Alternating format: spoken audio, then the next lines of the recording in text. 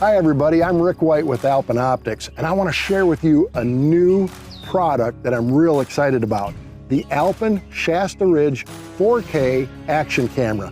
Now there's lots of features with this camera, but I'm just going to go over some of the ones that I really like. First of all, it comes in a waterproof case, and when in the case, it's waterproof down to 100 feet. Now it comes out of the case real easy. The other nice thing I really like is this camera by itself outside the case is actually waterproof down to 15 feet. So if I'm setting it up in the rain or drop it in the water, I'm not worried about it. Now some of the features that I really like, the attachments that come with it, one of them I really like is the stake. I'm a big turkey hunter and I like to use these over my turkey decoys, but you just screw the stake in, stick it in the ground, and you know, it does the rest. Lots of other attachments, and most other manufacturers' attachments will fit with this camera as well. So it's really endless when it comes to all the things that you can do with it. Now it comes Bluetooth with a remote, and this remote, you can just put it on your wrist. You can actually run it with the remote. You can start the video or you can take photos, and again, 4K photos with the remote. Now one of the other features I really like is it's Wi-Fi, and you can attach it to your smartphone. And when you've got your smartphone attached to the camera, you can run everything with your phone and you can see exactly what you're filming. I mean, what a great camera with a lot of great features. Doesn't get much better than that. If you're looking for a great action camera, make sure you check out the Alpen Shasta Ridge 4K action camera. You'll be glad you did.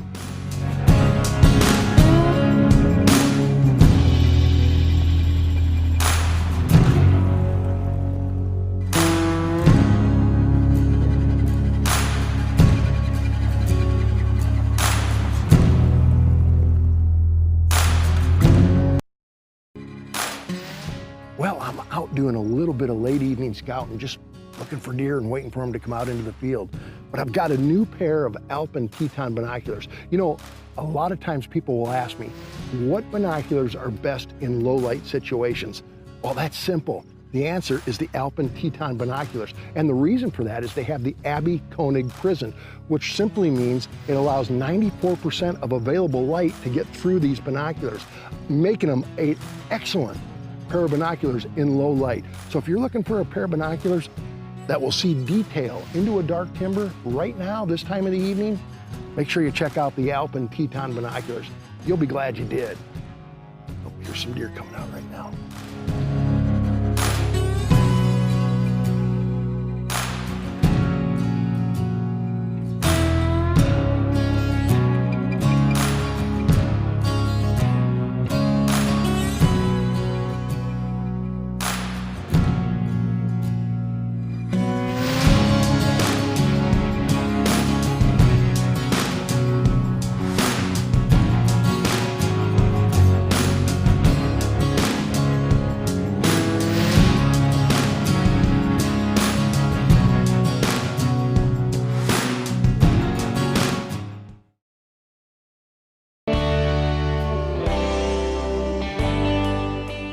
You know, here we are midsummer here in Iowa, and I'm just out doing some scouting, glassing deer, kind of taking an inventory of what I've got, and doing it from a distance. I've got one of the new Alpen spotting scopes. It's a 20 by 60, but one of the things I really like about this, it comes with a tripod, and it's got micro adjustments, so it's real easy to zoom in and move around and find those animals. But basically, this is a great tool to help me manage the farm all year round. If you're looking for a great way to do some scouting, do it in the evening from a distance with a nice spotting scope.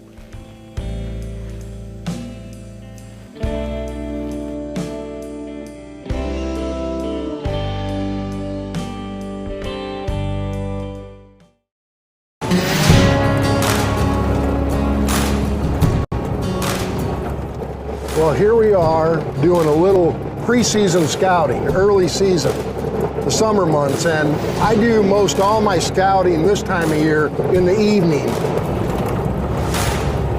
Basically what I'm doing is I'm driving to the end of the farm, and we're going to be scouting basically the crop fields and the food sources. But I'm going to go down to the end of the farm, and I'm just going to kind of ease my way back up to the farmhouse, and we're gonna stop in some of these different fields and basically just glass. We're just glassing deer. A couple of deer out in the hayfield right now, and it's hot, but they just cut this today, and I mean, I can smell that fresh alfalfa. Gotta have that food. There's no acorns yet, and I mean, this is deer candy to them right now. We're out in an alfalfa field here, and it actually just goes and breaks up over the hill here. And there's usually deer on the other side, so I'm just gonna kind of ease up to one of these hay bales, and I'm gonna glass over the edge just to see what's out there.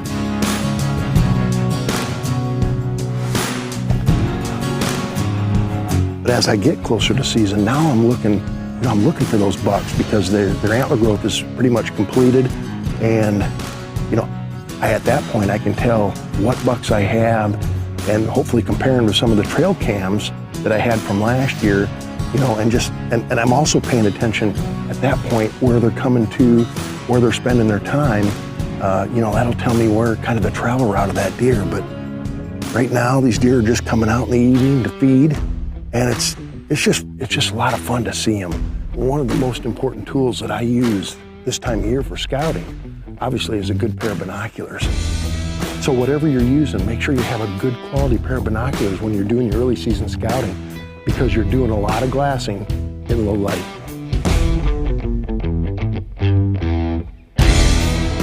See, they've got to have this new growth. These does, they have to have that new growth for lactating purposes.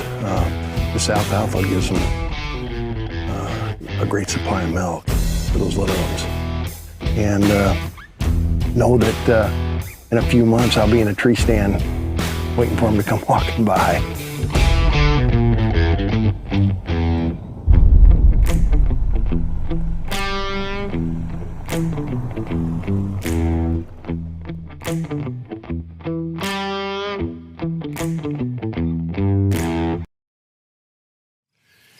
Good optics are a must for a hunter, particularly binoculars, not only during hunting season, but times like this when it's time to start scouting.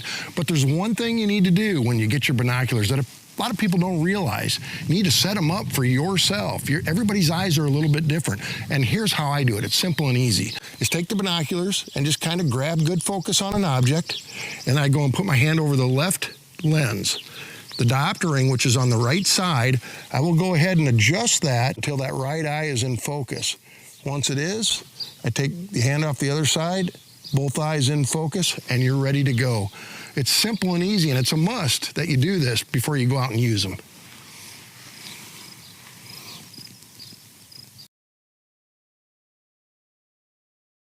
Hi, I'm Rick White with Alpen Optics, and I want to talk to you today about the new Alpen Shasta Ridge binoculars.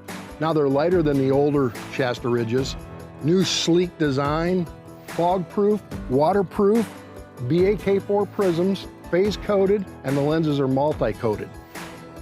Inexpensive pair of binoculars with great quality. So if you're looking to save a little money, but still put quality in your backpack, make sure you check out the Alpen Shasta Ridge binoculars.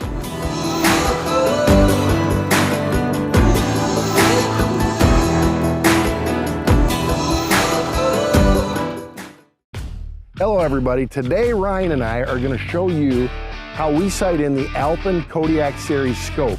Now Ryan's got his 308 with an Alpen Kodiak 2.5 by 10 by 50. Now the first thing you'd want to do is have it bore sighted, and we've already got that done. We're going to take a shot, and then we'll show you how we make adjustments from there. All right, so after Ryan's first shot, remarkably, he's only an inch high and an inch to the right. Now, typically when you bore sight a gun, you're not always that close, but in this situation, we were fortunate to be pretty darn well dead on. But so what we're gonna do next is Ryan is gonna hold the crosshairs on the bullseye, same spot he shot from before, and we're gonna actually make an adjustment with the crosshairs and go to the bullet, up and over to the right 1 inch. Okay, you ready? There. There? Okay, and other way. There. right there? Yep.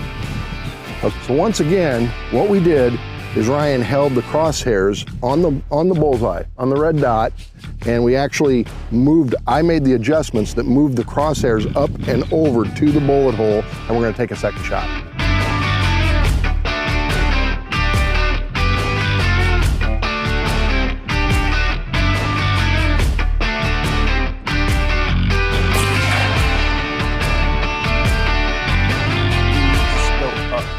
Okay, so on this shot, we brought it over to the left and we're just a little bit high yet. So we're gonna make a slight adjustment and we should be pretty darn close to on at that point.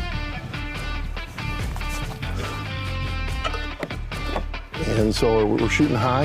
Yeah. So we wanna go low. Ready? Yeah.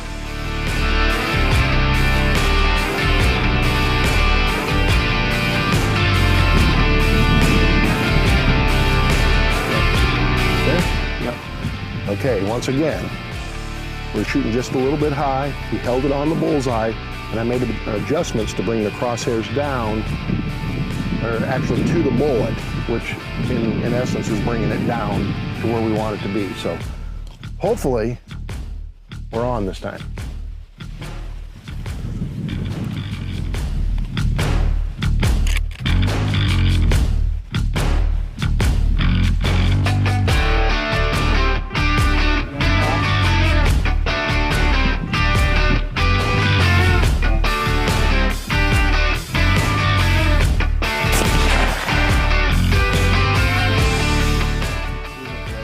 Huh? We hit red.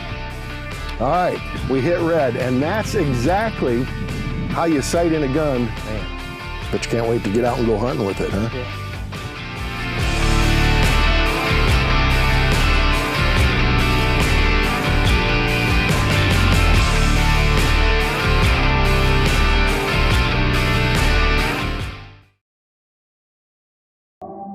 Let's talk a little bit about Alpen and Bresser Optics. Now they have a full line of optics, but what I want to talk to you now about is rangefinders. They have several different varieties of handheld rangefinders and the new bow rangefinder. Now for you bow hunters, you go ahead and sight in at 20 yards and you calibrate it to your 20-yard pin, and when you're at full draw, whatever you're pointing that 20-yard pin on an object, it'll tell you the yardage. So whether you like a handheld or you want to put one on your bow, we have both options for you here at Alpen and Bresser Optics.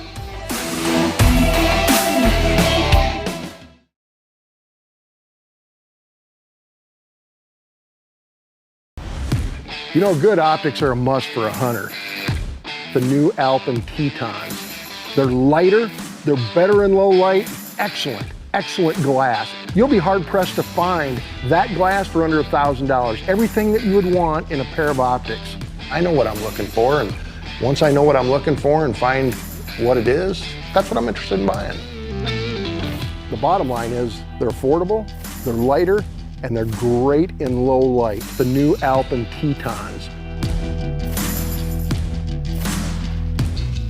Another deer coming out.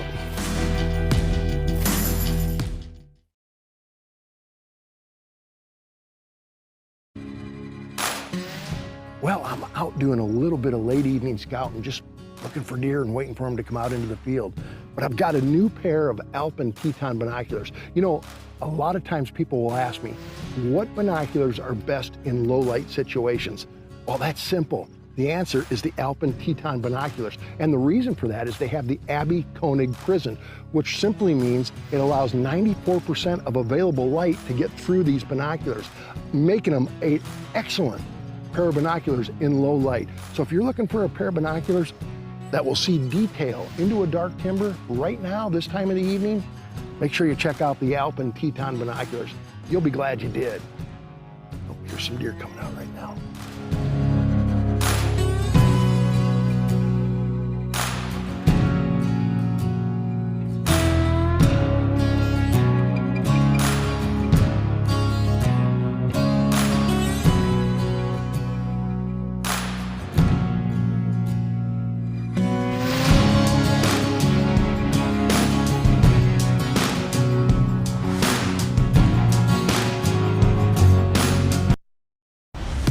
You know, good optics are a must for a hunter. the new Alpen Tetons.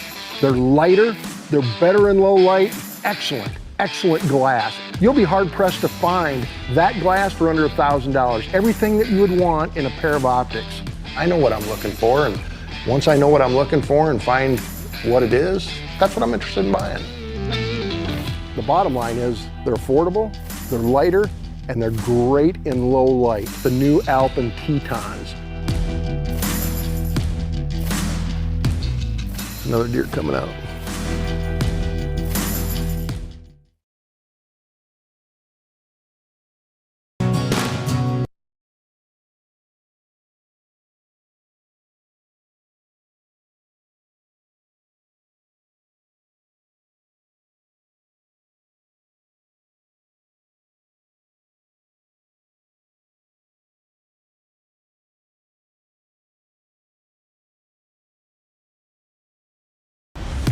You know, good optics are a must for a hunter.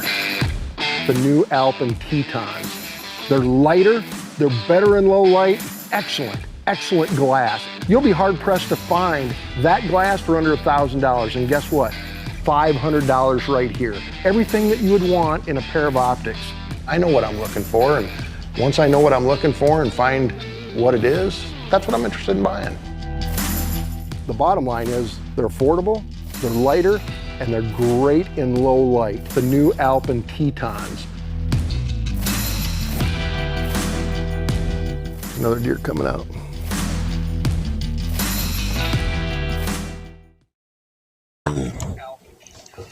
Good evening, everybody, and welcome to another episode of On the Hunt with Alpen Optics. I'm your host, Rick White, and tonight our guest comes all the way from Kansas City, Kansas, Mr. Joe Weiner. We're going to talk a little bit about some taxidermy and some fishing and a couple things that he's got going on. And we have another special at the end of the show. So sit back and we'll be right back with you.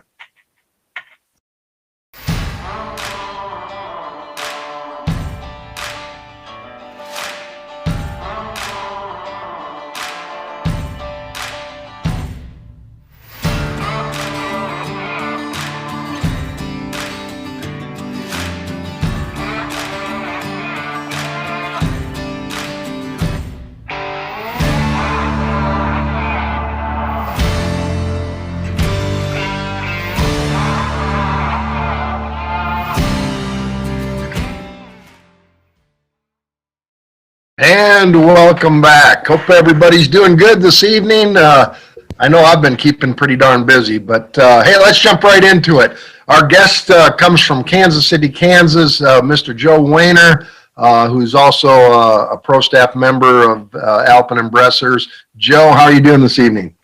Doing great. Thanks for having me. Yep. Hey, tell the folks just a little bit about yourself, and then we'll get into some things. All right. Well, like you stated, I'm from Kansas, do taxidermy, and I'm also a boat tech at Shields, and just try to live and breathe the outdoors, hunting, fishing, and all that stuff. Well, that sounds pretty good, and we're going to be talking. I've been wanting to get you on because I think we've got a pretty interesting subject tonight, and talking about field care with your animals. Before taking them to the taxidermy. So we'll get into some of that, and we'll talk a little bit about some of your latest adventures. I know you went fishing last week. How'd it go? Oh, good. Just messing with some panfish with a fly rod. You know, I love fly fishing just because I consider it kind of like archery, the hunting world. You have all the finessing you have to do with the fly rod, so just having some fun there. So what, how is the fishing this time of year? I mean, we're getting into the heat of the summer and stuff. Is it still pretty decent, or? I consider the panfish decent, but I don't consider myself a fishing expert by any means. So just kind of working the edges of the lake and having some fun. Well, that sounds good. Now, you are an expert when it comes to setting up bows, and let's talk just briefly about that. What do you find, the average person comes in and they bring you their bow? What's the number one question they're asking you about, and what are the problems that they face when they bring you their bow? I think most of the time when somebody's coming in with a bow, it's they have a maxed out sight, or I'm seeing part of my riser, and So most of it's going to come down to form and, proper anchor points and whatnot. So everything is in line so you can properly tune that bow. Yeah. And, and guys like yourself, anybody that's having issues, whatever they might be, and whether you bought the bow from that store or not, if you're not sure what's going on, go see a bow tech and they'll get you, straightened out and put you right back in your form of hunting. So, but anyways, so let's talk a little bit about taxidermy. And I'm not sure where we want to start with this, but let's, so if someone goes out and they harvest an animal, whether it be a turkey or deer or, in some cases fish, I guess, but what are the recommendations from you? Let's talk about deer hunting because that's right around the corner. What should the average person do? Well, first of all, how do they determine whether or not they want to have the deer mounted? I mean, I know a lot of people, it's got to be so big and tell the folks, you can mount anything you want. So what's your advice when trying to determine what to take to the taxidermist? Well, I'll tell you, some of the favorite deer I mount are for kids that shoot their first deer. It can be a little fork horn, spike, but I'll tell you, I kind of determine if I mount something based off the story. And, every time I look up on the wall, I can tell you exactly that story. I don't have to look it up. I know exactly that hunt. So those are some of my favorite encounters with customers, them coming to pick it up and seeing their reaction. So have you mounted doves for people at all? Or yeah, I've mounted a lot of does for people. So, it just comes down, is it your first deer? Is it a cool encounter? Is it a cool story? So I think that's what makes a cool mount. Right. And so a guy goes out and he shoots a deer and he wants to have it mounted. What's the first step? I mean, what are some do's and some don'ts in the field? Well, I wouldn't say if you're going to mount it every time you go out and hunt something, but I would definitely have it in mind. If you're targeting a big buck, most of the time you're going to get it mounted, and you should have it in mind where you plan to shoot the animal. So, that all starts from the minute you shoot the animal on the quality of your mount. So, I'd have that in mind, and then definitely number 2 is how you retrieve that animal out of the woods. So are you dragging it over rocks? So try to keep those shoulders off the ground or put it in a sled so you're not cutting hair off. Yeah, and I would tell people, if you even remotely think you might mount it, and I know of so many instances of people that, I'm not going to mount that deer, and then later decided that they would have it mounted. So, you should take care of every deer that you harvest just in case. And you're right, dragging it across rocks or through the brush, you can pull a lot of hair out over trees. And I've done it. And I've shot a couple of pretty good deer last year, and I mounted several of them. And those big bucks aren't easy to drag over those trees and around. So you really do have to kind of be cautious. And I like what you said, a sled. If you have the ability you have one and you can take it in, that would certainly help for sure. As far as field dressing, Joe, do's and don'ts there. The biggest thing I see is people thinking they have to split way up into the sternum, which is going to is a part that shows in your mount that has to be sewn back later. So you really only have to stop at the sternum and get all your guts out and open it up and cool it down. So and then the rest of it's going to be left alone for when you're ready to possibly cape it out for a mount. Okay, so the average guy shoots a deer, and let's just say it's going to be a week or longer before he can get it to the taxidermist. Recommendations there. Get it cooled as quick as you possibly can. Freeze it. How do you like to get them, and what do you tell them to do? You don't want that hair to slip. So, let the folks know what they really need to do. Yeah. So time of the year, if it's cold out and it's wintertime, great. You got a little bit more time on your side. But if it's September and it's warm and the sun's beating down, definitely getting it skinned and opened up to cool that body temperature down and then wrapped up and in the freezer is definitely best. You do want to open it up so you get rid of that residual heat, because bacteria is your worst enemy when it comes to a cape. So, and I do conveniently have a deer mount here. So most people will skin it down to the base of the neck and cut it off. And if you can get it in a cooler, that's preferred. I would say, you know, most of the time, if you're not confident in your abilities to cape, I know I prefer to cape it out myself to finish it out. So, so you're bringing it to a local taxidermist there is just fine. You know, there's a lot of states. Now, if most people, I'm sure, shoot a deer and then have it mounted in the state they live in, most likely. But you know, I've had some animals mounted in other states. So first of all, check your game laws to find out, you know, can you transport a deer on the skull across state lines? In a lot of states, you cannot. So you have to have them caped. Now, you know, I've seen people try to cape them themselves. And I cape a lot of deer, and I know how to do it. But you know, the average person, if you don't really know what you're doing, because your mount's only going to be as good as the ability to cape it. I mean, if you've got a bad cape, you don't have the eyelashes in there when you cape it out, because that's a kind of a trick there. When it gets mounted, you're not going to have eyelashes. You know, you're not going to see that. So would you recommend, in that situation, just to go ahead and take it to a taxidermist, have them cape it for you, and you'd have it ready to go, or what would you say? Definitely. I know some people actually practice on every deer they shoot. So if they shoot a doe, they're practicing on how to cape it out. Because one of the biggest things that stop people from caping out their own, you know, is cutting off their eyelashes and stuff. The eyes and the gland in front of the eye is probably the biggest thing that deters someone from caping out their own mouth. So, I mean, definitely practice on every deer doesn't help. But, yeah, if you're not confident, for sure, bring it to a taxidermist.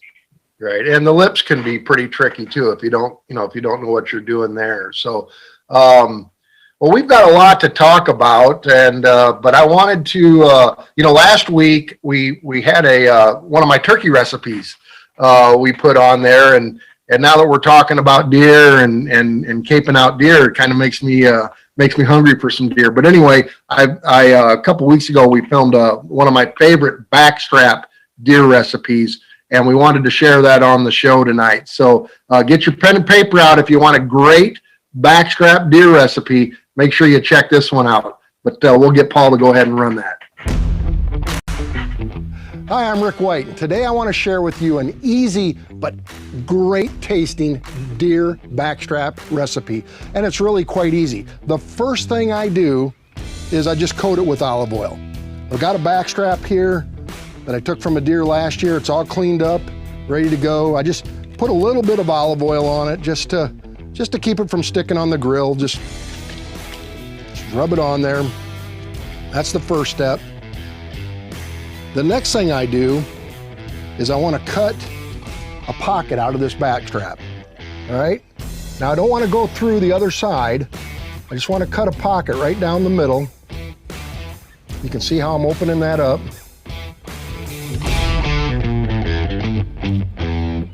Once I've got that pocket cut open, and there's not any science to this, it's just pretty simple. Just try not to cut your finger.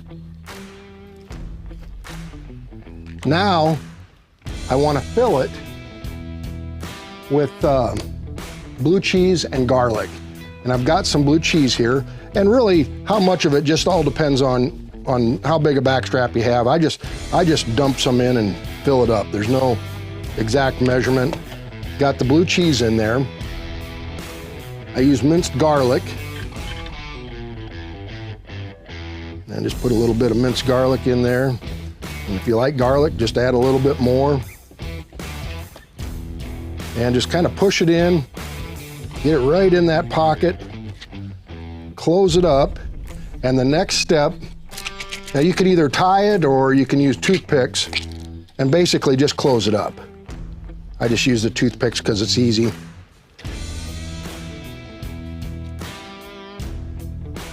It's really simple. And one more for good measure. So there it is, all ready to go. Next step is just throwing it on the grill.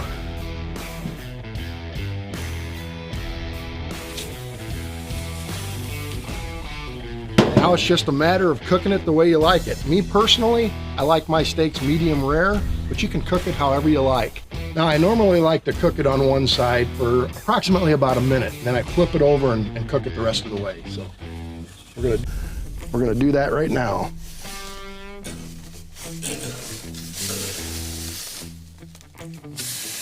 Oh, that's already looking good.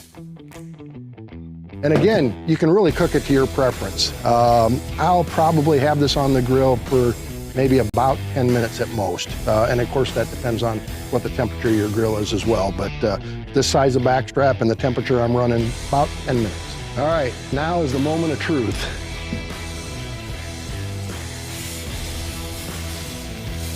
Use this plate here. Oh yeah. All right, let's check it out here. Oh yeah. Might want to let it cool off just a little bit. I'll pull these toothpicks out. Get them out.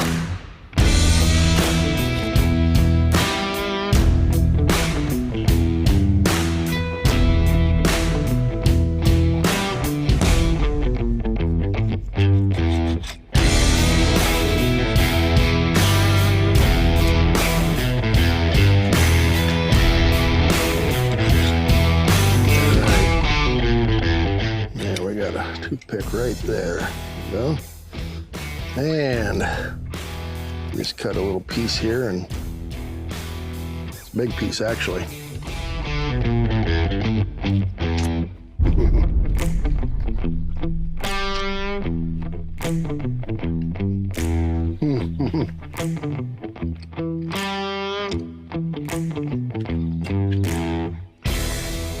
That is absolutely excellent. And quite honestly, that's all there is to it. Now I'm gonna invite these guys that are running the camera over here to enjoy some of this too. So if you're looking for a great deer backstrap recipe that's easy and, trust me, phenomenal tasting, give this a try. You'll be glad you did.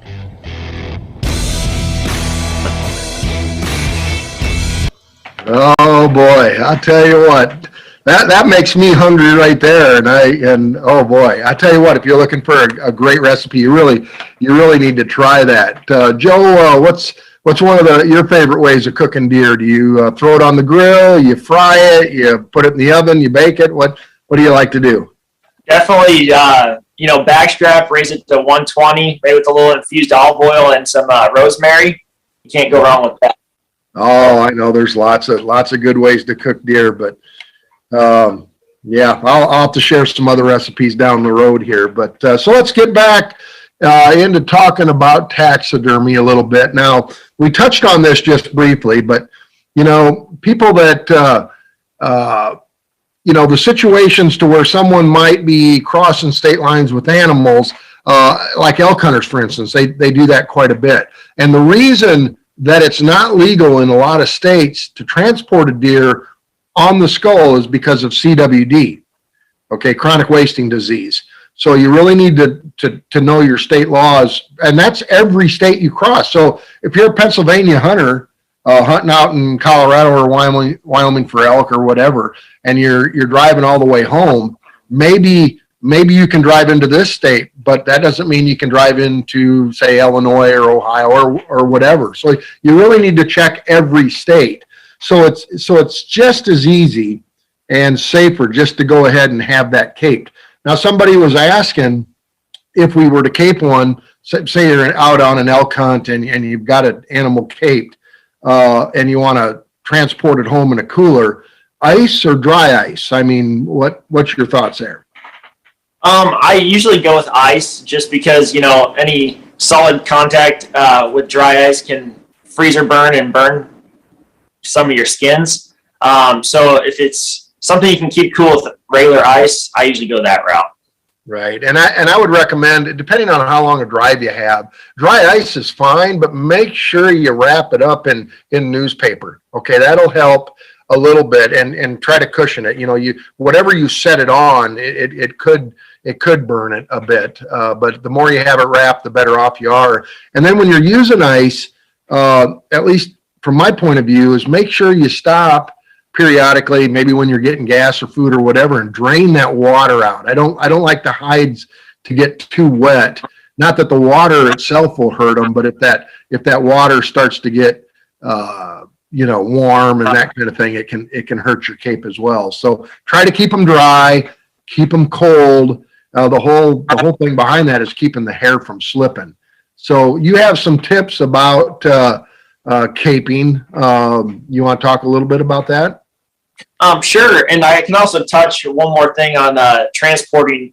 A lot of times, when you have an elk head or something bigger with horns that you're trying to keep cool, I mean, in a lot of cases, you can't bring any of that brain and spinal column due to CWD, but you can get a styrofoam cooler and actually cut slots out for the rack and then ice the rest of it and tape it up. And that usually keeps them pretty well for transport. Right. And if you had it caped out, then of course you can just cut the skull plate off. Sure. And transport it that way, of course. So anyway, tips, some to-dos and some to-don'ts, some don'ts on caping. So the first cut I usually make is around midsection on the deer, behind the front legs, and then usually the biggest mistake people make is cutting into that armpit area. And so if you follow up the back part where the white meets the brown on a deer leg and stay on the outside of the armpit, that's the first cut you'll make right on that.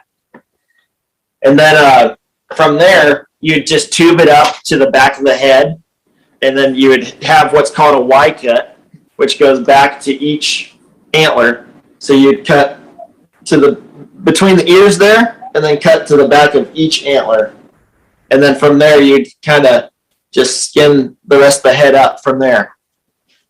And I know there's lots of ways to do that. Some taxidermists, they want a T and some want a Y. I mean, if you're taking it to a taxidermist that wants a Y and you cut a T, don't worry, it'll be just fine. It's just a preference that each taxidermist on how they like to sew animals, really.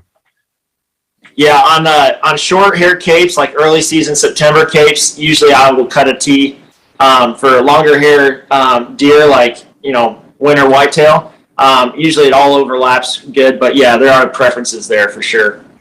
Yep. And then from there, caping it up, you kind of just cut up towards the antler, breaking that hide free from the antler area, and then cutting the ear juncture as close to the skull as you can. Cutting through that cartilage. You're not cutting a hole in your cape, and then you can just kind of ease up that cape to the back of the eye, which we can touch on there. Right. And I'm sure that people could get on YouTube and watch how this is done. And again, my biggest, tip to people is if you really aren't comfortable and aren't sure how to do it, just don't. Okay. Because you're going to hang it on the wall and you're going to enjoy it for years to come, and you want it to look good.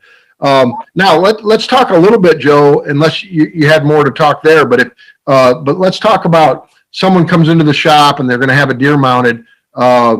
You'll help them determine what form to use. I mean, what do people look for in forms? Well, I mean, there's so many different poses anymore. I mean, the sky's really the limit there. And you can also alter forms to make a specific turn or make it look the way that they want. But I usually start off, where are you planning on hanging it? And how did you shoot that deer? Because most of the customers will kind of mount it how they shot it, so they can really remember that. Right, exactly. And there's semi sneaks, there's full sneaks, there's upright. Personally, I'm a semi sneak guy. That most of my deer are mounted in a semi sneak. But if you know where you're going to hang it, then you'll know if you want a left turn or a right turn, or if you want it straight on. And like you said, there's so many different options. Take your deer to the taxidermist. He'll have a book, and you can flip through it, and you can find exactly what you want. So, I'm assuming that prices vary depending on the form a little bit, or not much. Not really when it comes to just a standard shoulder mount. But when it comes to like a pedestal and finishing the back with a certain look or habitat, yeah, that can go up from there. But everything just flat mount to the wall is the same price. Gotcha. All right, what else could you tell us? What any other thoughts? Well, I would just say when coming up to the eye on the back of the deer, there when you're ready to cut through that, it usually helps by putting your finger in the eye.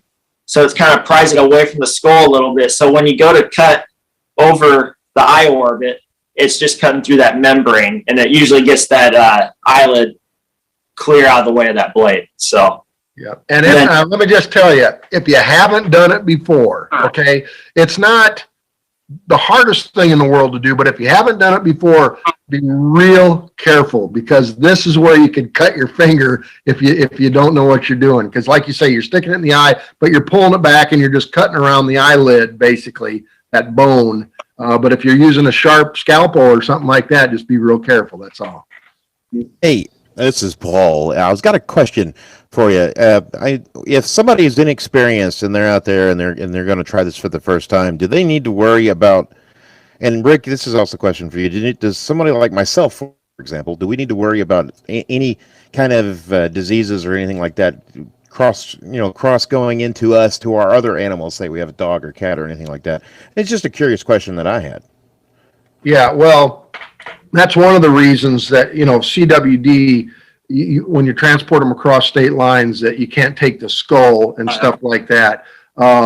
What most people should do, and I've done a lot of interviews with some top people when it comes to CWD, and the best thing you can do when you field dress your deer and you're home and you're butchering the deer, actually go ahead and throw all the bones and all the excess stuff that you have, throw it in your trash.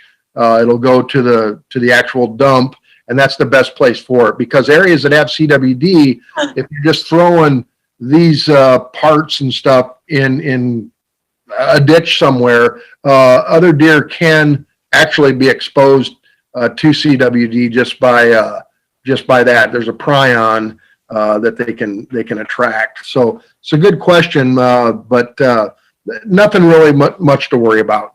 Just know what your state laws are and state rules, and they'll walk you right through it. Anything else to add there, Joe? Yeah, I mean, I haven't heard anything. I'm sure you can kind of comment on this, that it's affected humans though, but the CWD. Right, yeah.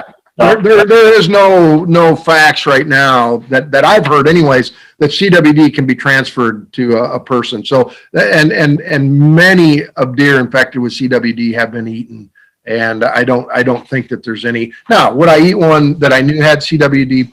Probably not, but it's nothing to worry about, and I certainly don't worry about it. But anyways, let me jump right into our weekly special. Joe, sorry to cut you off there, but I want to make sure we get this. So weekly special this week, and we're back into the specials. We had the trail cams last week, and you can still actually get that buy one get one free deal if you go to the Alpen or BresserUSA.com website. So make sure you check that out too. We still have that going on. But this week we have the Model 653 Alpen Apex XP 10x42 binoculars. Now, normal price is $449.99. Show special, 50% off, brings them down to $225. HD binoculars, as cheap as you're going to find a pair of HD binoculars, that's for sure. But again, Normal price $449, on sale for $225. And all you have to do is go to bresserusa.com or Alpen's website. Go ahead and order the model 653. And in the promo code, just put On the Hunt, low spacing or low letters, and no spacing, and you'll get the discount. And that goes through Sunday evening at midnight. So, and then there's always specials that they're running, you know, on the website. So it's a good reason to go check it out anyways. Joe, time's just flown by. Any words in closing? We will be posting some caping videos on our Through the Eyes of a Hunter YouTube channel. So if anyone is curious on trying that and attempting it for themselves, there will be a step-by-step video posted there here soon. So, okay.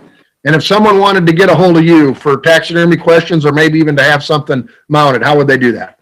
Sure. I guess you can contact Alpen Bresser. They'll have my contact info. And I also have an Instagram page. Happy to answer any questions there. And send me a message. Be happy to answer anything. It's called Impact Taxidermy, and you can search it there. Also have a website called www.impacttaxidermy.com. Perfect. Well, Joe, thank you. I appreciate you being on, and we'll have you on again sometime. And next week, oh, you know what? I need to look it up on my phone, but the next week's guest, okay, I'm cheating here a little bit, is Christina McGannon Jones, okay? And she comes to us from New Jersey, and she's a woman that started hunting about 15 years ago, and she's into everything. NWTF, things with kids and all kinds of things. So we're going to get another woman's perspective on hunting. She'll be a great guest. So that's next week. But anyway, folks, time has come. We appreciate y'all coming along with us. Another great show tonight. Joe, thanks for coming. And we'll see you next week on The Hunt with Alpen Optics. Good night, everybody.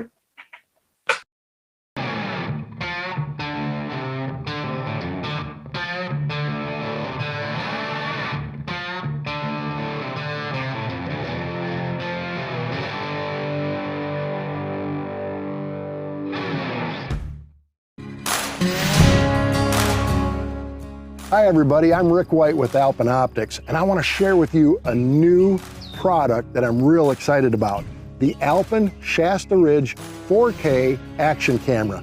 Now there's lots of features with this camera, but I'm just going to go over some of the ones that I really like. First of all, it comes in a waterproof case, and when in the case, it's waterproof down to 100 feet. Now it comes out of the case real easy. The other nice thing I really like is this camera by itself outside the case is actually waterproof down to 15 feet.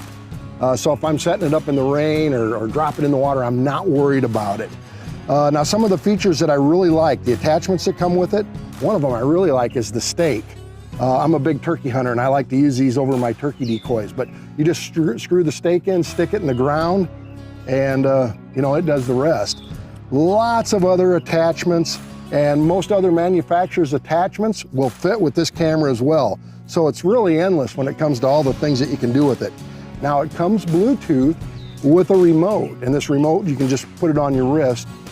You can actually run it with the remote. You can start the video or you can take photos, and again, 4K photos with the remote.